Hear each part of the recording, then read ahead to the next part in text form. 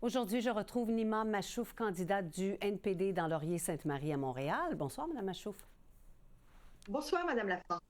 Vous vous présentez contre ce qu'on appelle un poids lourd des libéraux, ministre Stephen Guilbeault, à un moment où le NPD est, disons-le, en chute libre dans les sondages. Alors, quelles sont, vous pensez, vos chances de l'emporter?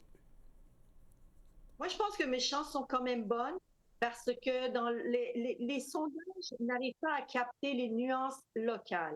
Et aux dernières élections, les gens qui ont voté libéral, dans le fond, il y a beaucoup de personnes qui ont voté environnement.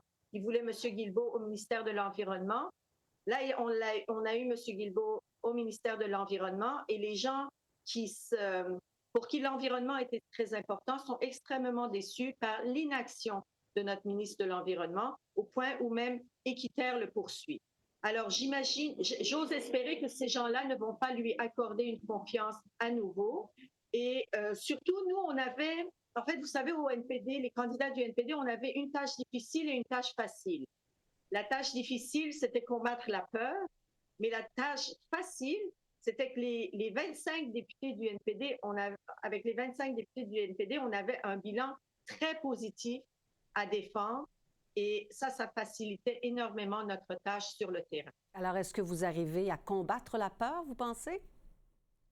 Quand on parle aux gens, on arrive à combattre la peur on leur montre que, de toute façon, c'est M. Carney qui va être probablement le prochain premier ministre du Canada. Alors, M. Carney et les libéraux, eux, ils vont prendre soin du capital. Mais qui va prendre soin de vous? C'est ça qu'on leur demande aux gens. Parce que c'est sûr que ce n'est pas eux qui vont prendre soin des services qui ont été mis en place et qui vont prendre soin de la population qui souffre de différentes crises. Il y a le logement, il y a l'alimentation, il y a le coût de la vie, il y a l'environnement, de toutes ces choses-là. On a montré que c'était les députés des néo-démocrates qui pouvaient s'en charger et faire attention et supporter la population sur ces points-là. Et les gens sont très réceptifs, surtout quand on leur explique soins dentaires, c'était qui? C'était nous. Si on n'était pas là, les 25 députés néo-démocrates au Parlement, il n'y aurait pas eu de plan d'assurance dentaire. Il n'y aurait pas eu de plan d'assurance médicaments. Il n'y aurait pas eu de loi anti-briseur de grève. Donc, et tous ces éléments-là, les gens réalisent dans le fond où est leur intérêt.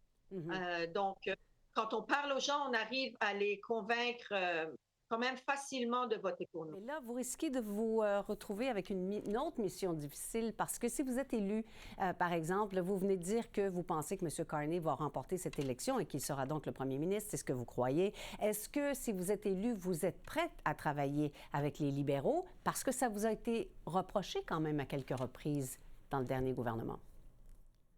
Les députés néo-démocrates ont montré qu'à chaque fois, il y avait moyen d'utiliser notre pouvoir pour aller chercher des gains pour la population. On a répondu oui, on était au rendez-vous et on a livré la marchandise. Bon. Donc, il y a encore notre programme qui est là, qui va servir, si le besoin est là, qui va servir pour toute base de négociation, éventuellement, s'il y aura des négociations. Vous faites quel bilan, parce qu'on est à la fin, là, il reste ça se compte en heures, le temps de campagne qui reste. Alors, vous faites quel bilan de votre campagne, Mme Machouf?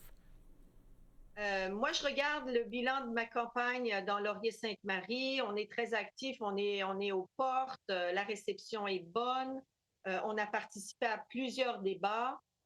Encore une fois, la réception est bonne. On a fait des rallyes à vélo. Les gens nous répondent très positivement. Je suis assez confiant.